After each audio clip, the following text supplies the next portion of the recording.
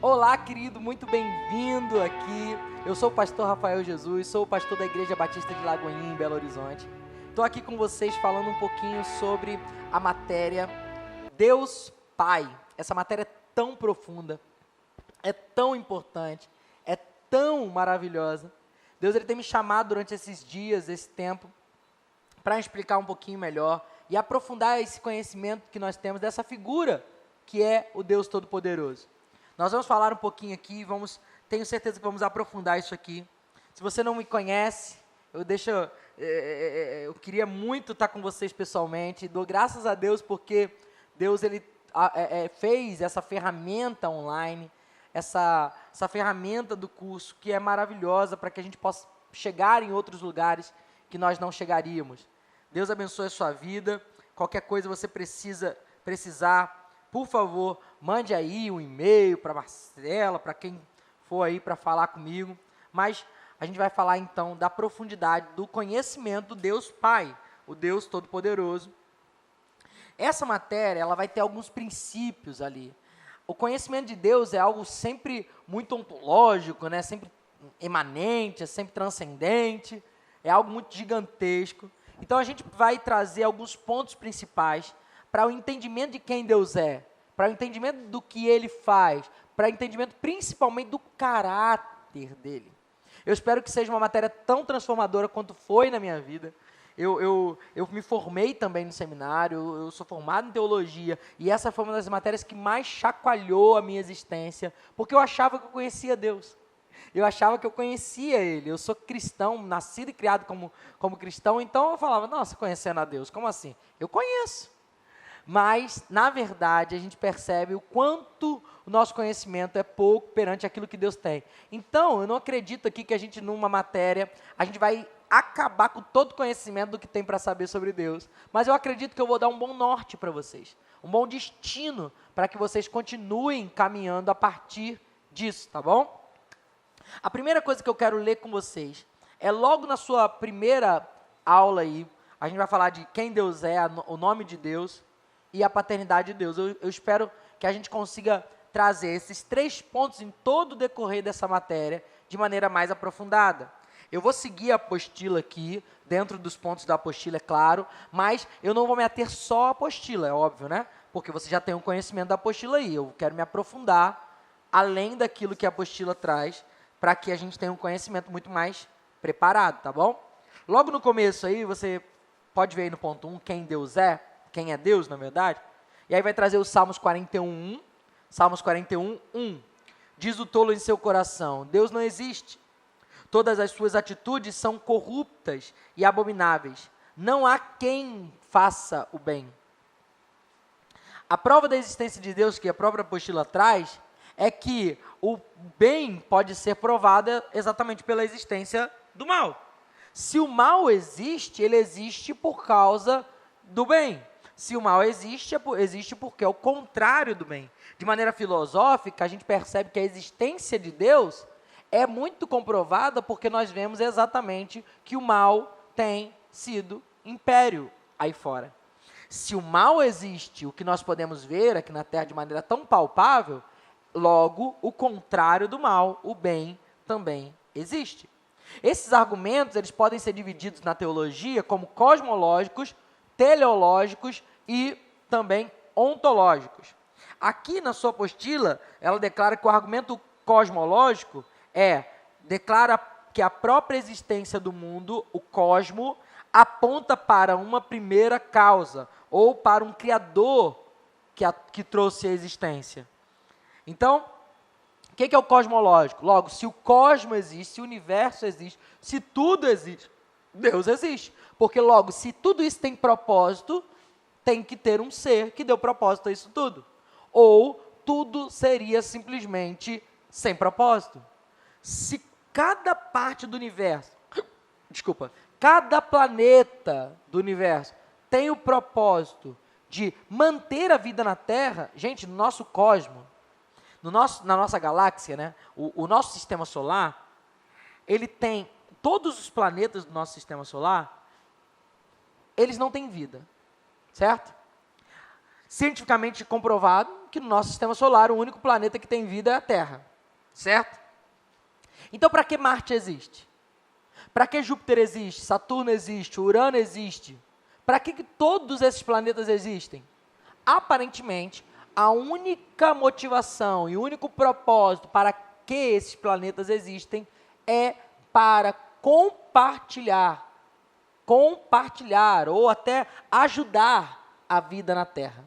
Marte, por exemplo, é como se fosse um planeta inabitável por conta dos raios de sol que atingem ele. O problema é que se nós estivéssemos sem Marte no universo, os raios de sol, eles atingiriam a Terra de maneira tão extravagante que nós viraríamos Marte.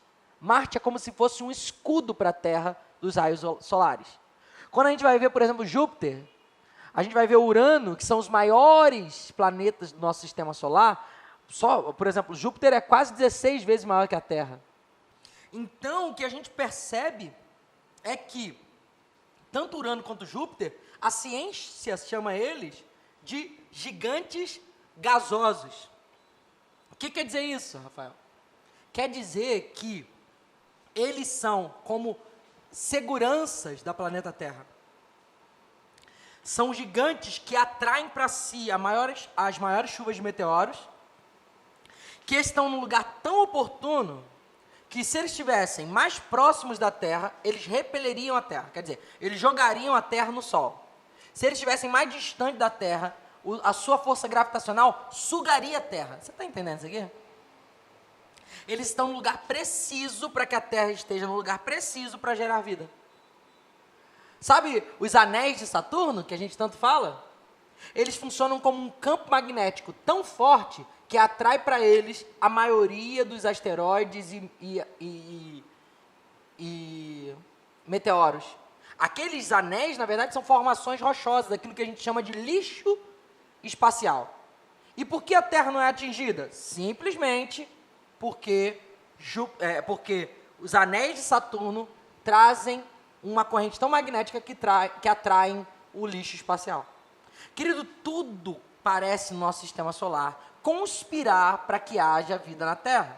Até o próprio Sol, nosso Sol não é nem antigo o suficiente para simplesmente queimar o combustível até morrer, também não é novo o suficiente para ser instável na sua força. Ele é preciso.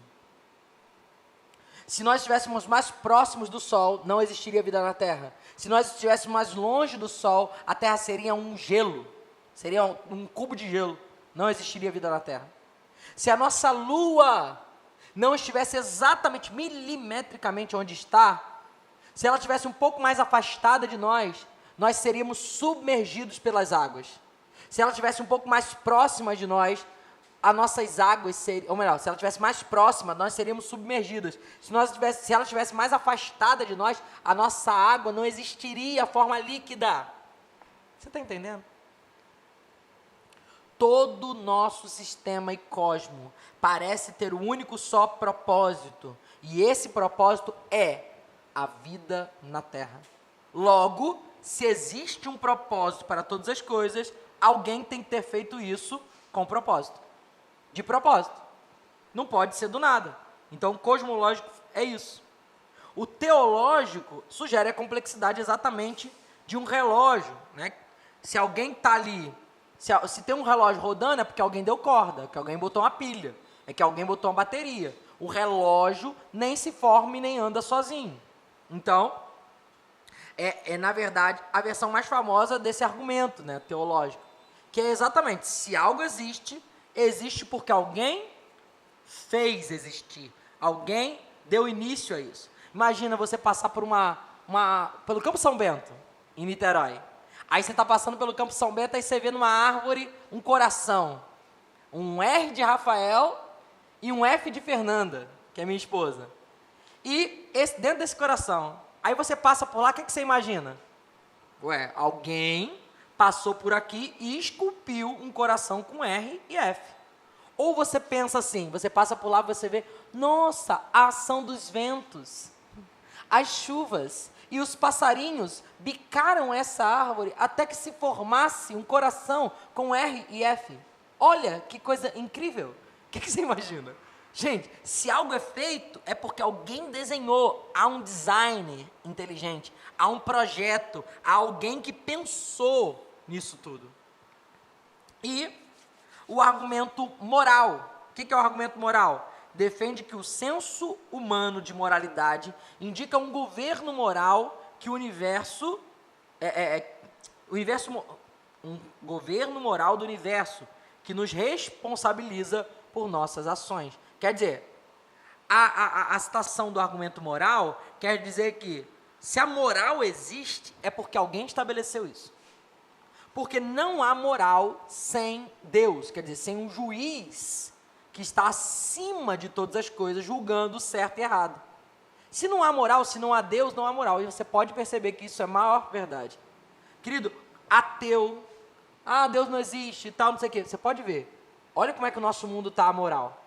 Porque se não há conceito de moralidade, se não há um juiz que vai dizer o que é certo e errado, logo eu posso fazer tudo. Tudo eu posso fazer, não tem certo e errado. Toda forma de amor vale a pena.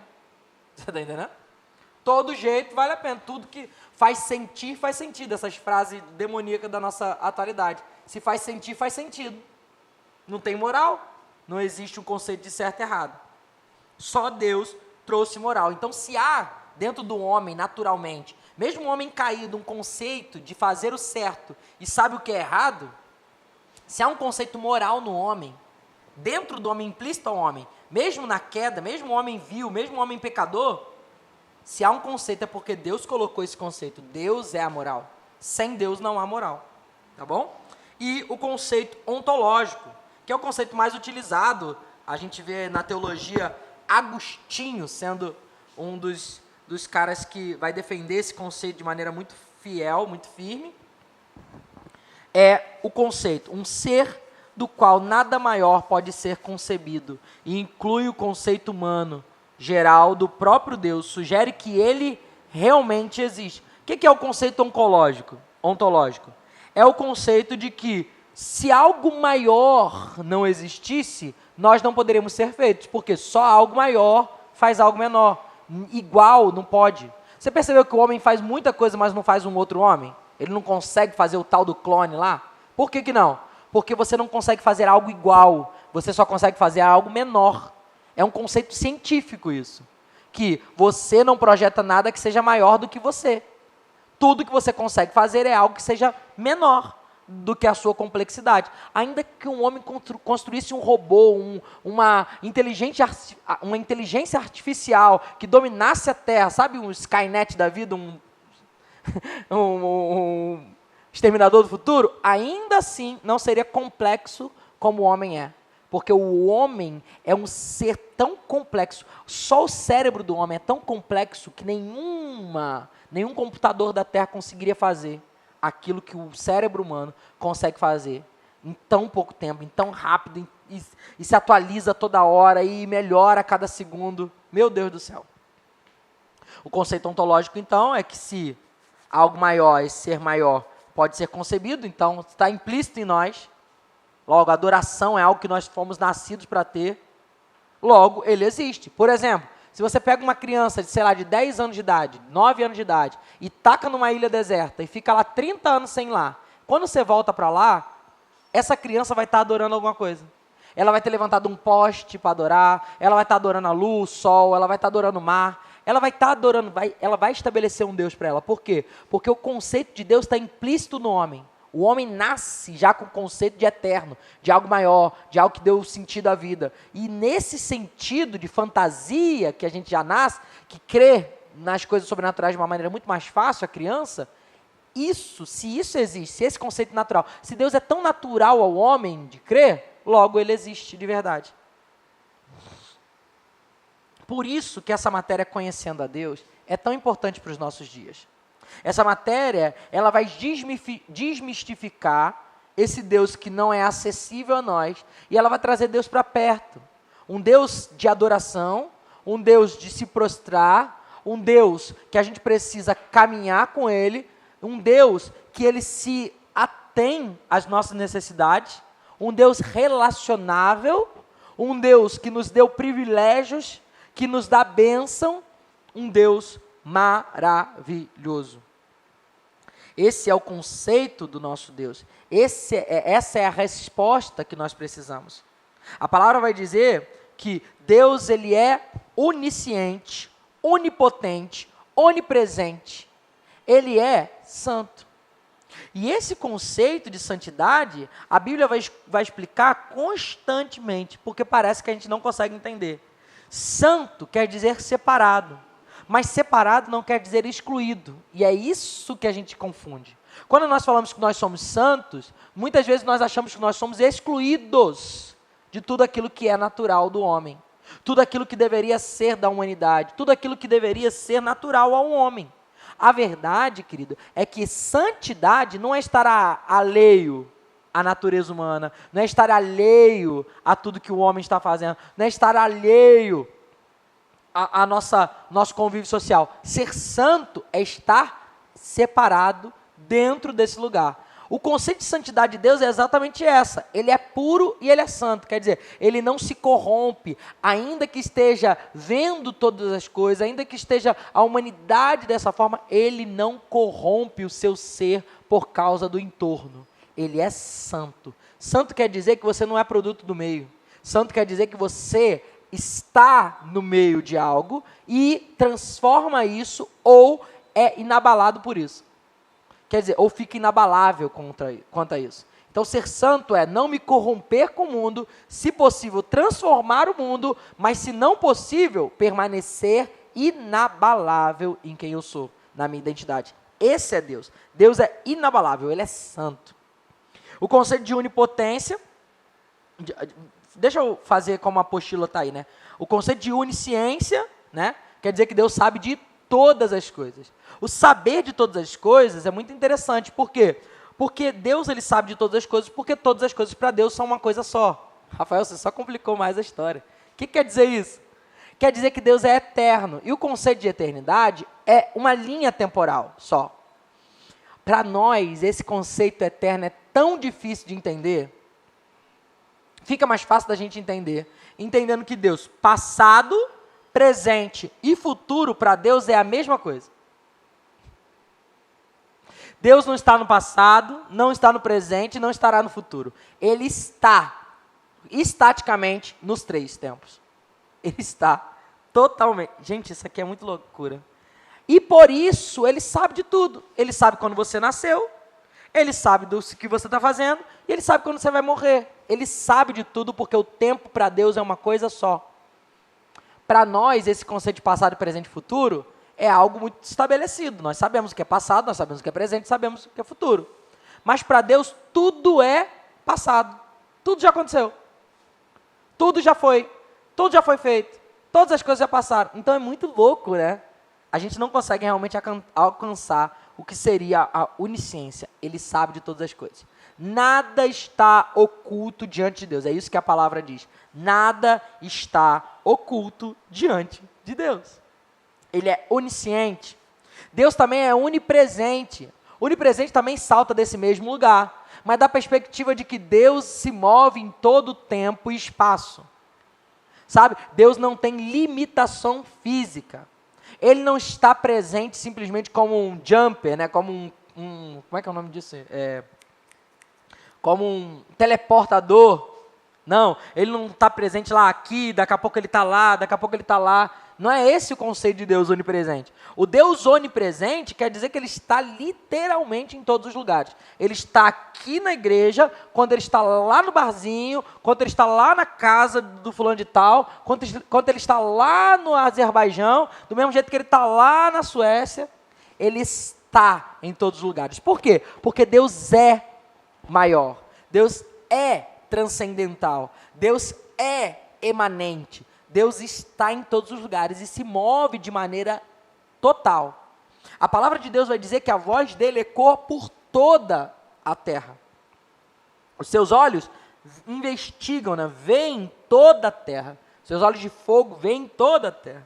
Quer dizer, a onipresença de Deus quer dizer que ele está em todos os lugares. Ele está presente em todos os lugares. Não há um espaço na terra por qual Jesus Cristo, Deus, não esteja clamando, é meu. Ele é onipresente. Deus também é onipotente. Onipotente é o conceito que tem de poder e capacidade ilimitada. Ele tem todo o poder e tem toda a capacidade. Rafael, esse talvez seja o conceito mais difícil da gente entender. Santidade é difícil de entender. Um ser separado à parte de todas as coisas, que não se corrompe, né, com tudo, mas está em meio a tudo. Onisciência é difícil de entender. Um Deus que sabe de todas as coisas, que conhece todas as coisas, mas não interfere em todas as coisas. Quer dizer, ele não escolhe para o homem tem livre escolha. Ainda que ele saiba o final da história, ele não escolhe para o homem tem total escolha, tem livre-arbítrio. Ele não dita as regras para o homem. Gente, isso é muito tentador. Se eu sei de todas as coisas, logo eu faço, ele vai pegar esse caminho aqui, não, eu vou botar uma árvore caída na frente dele, para ele pegar o caminho da direita, para ir para onde eu quero. É muito tentador para Deus ter a gente como uma marionete, mas por que ele não faz? Apesar, claro, de ter a vontade soberana de Deus, tem coisas que não tem jeito, se ele fala, vai acontecer, e se ele quer, vai cumprir. Ainda que exista a vontade soberana, ele nos dá livre-arbítrio. Quer dizer, você pode escolher o caminho da salvação ou da maldição. Você pode escolher a porta estreita ou a porta larga. Você pode encurtar os seus dias na vida ou diminuir os seus dias na vida. Ainda que ele saiba tudo, ele não interfere nas suas escolhas individuais. O conceito da onipotência, então, é um dos mais difíceis de entender. Porque se Deus pode todas as coisas, por que ele não realiza todas as coisas? O conceito da onipotência é tão difícil de entender, porque se Deus pode tudo, por que ele permite que aconteça algumas coisas que são biblicamente contra a vontade dele? Por exemplo, por que ele permite que o homem se perca se ele pode tudo? Ele pode trazer o homem de volta. Ele pode falar, não, vai para o céu sim, de qualquer jeito, eu vou salvar todo mundo. Ele tem poder para isso? Tem. Ele tem poder para refazer, não, caiu lá o morro, não sei o quê, matou um monte de gente. Ele tem poder? Tem. Esse conceito é tão difícil da gente entender que a ciência, os ateus, eles têm levantado uma ideia na ciência de que se Deus existe, ele não pode ser de todo bom, ou ele não pode ser de todo poderoso. Olha que loucura, olha como é que eles fazem com a nossa cabeça. Porque se Deus é de todo bom, logo o mal não pode existir. Se ele é de todo bom e tem todo o poder, ele acabaria com o mal. Ele destruiria o mal. Ele aniquilaria o mal, então o mal não existiria mais. Se Deus existe e ele não é de todo bom, ele pode ser de todo poderoso. Por quê? Porque se ele não é de todo bom, mesmo ele tendo todo o poder, ele pode simplesmente não fazer o que... não estou com afim não. Vai morrer mesmo. Quer saber? Morre esse aqui também. Você está entendendo? Então parece que na nossa cabeça fica louco, porque ou ele é de todo bom e não tem todo o poder, ou ele não é de todo bom e tem todo o poder. Olha como é que eles tentam fazer. Mas a verdade, querida, é que ele tem todo o poder e ele aniquilou o mal. Isso é a verdade. Só que existe um tempo determinado para todas as coisas. Existe um tempo para que tudo isso se conclua. Existe um tempo determinado para Jesus vir, e existe um tempo determinado para ele voltar. E quando ele voltar, nós seremos totalmente regenerados. Deus aniquilará. O Deus da paz, em breve esmagará a Satanás debaixo dos nossos pés. Tarda na nossa perspectiva, mas não falhará a sua resposta ao mal. Ele é de todo bom e ele é de todo poderoso. Ele é onipotente. Ele tem poder para tudo e capacidade para tudo, mas ele não fará tudo porque ele não voltará com a sua palavra. Ele não é um ditador, ele é um rei justo e bom. Se ele falou, vai ter que se cumprir. E as coisas estão se cumprindo, só não vê quem não quer. Tá ok? Outro também atributo da natureza de Deus é que Deus quando a gente fala, né, dos atributos de Deus, a gente divide essa lista em duas listas principais, que são os atributos comunicáveis e os atributos incomunicáveis. Os atributos incomunicáveis são esses atributos que eu falei aqui, né? Deus é onisciente, onipotente, onipresente, Deus é santo. E alguns outros atributos, como eternidade, infinito, imortalidade, transcendência, ele é espírito, Deus único. A gente vai entender esses atributos aqui, incomunicáveis, de maneira mais própria, de maneira mais profunda, na nossa próxima aula. Mas eu já quero falar aqui, começar pelos atributos naturais de Deus. Aqui a palavra vai trazer, a sua apostila vai trazer os atributos da natureza de Deus. Aí ela vai dizer, com a finalidade de tornar mais claro o material, foi dividido em categorias distintas, porém, Deus é todas essas coisas, todo o tempo. Isso aqui é muito importante de você entender, querido. Por quê? Porque senão parece que Deus ele é bipolar, tripolar, quadripolar, né? Parece que às vezes ele é eterno, às vezes ele é mortal. Parece que às vezes ele é bom, mas às vezes ele é mau. Parece que às vezes ele é onipotente, mas às vezes ele não tem todo o poder. Não, Deus é isso aqui o tempo todo. Todas essas características, todos esses atributos de Deus são Deus o tempo todo. E por que eles são definidos assim? Para que a gente conheça Deus na completude. Deus é grande demais, Ele é eterno demais, Ele é sublime demais, Ele é gigante demais. Para que a gente entenda Deus de maneira total, Ele vem se apresentando de maneira fraccionada. A gente vai ver isso através dos seus atributos, a gente vai ver através dos seus nomes, a gente vai ver através do tempo, a gente vai vendo que Deus ele vai mostrando as coisas através de frações, fações de que Ele é, para que o todo mostre quem Deus é. A gente vai ver isso na próxima aula com mais profundidade. Fica com Deus aí e até a próxima.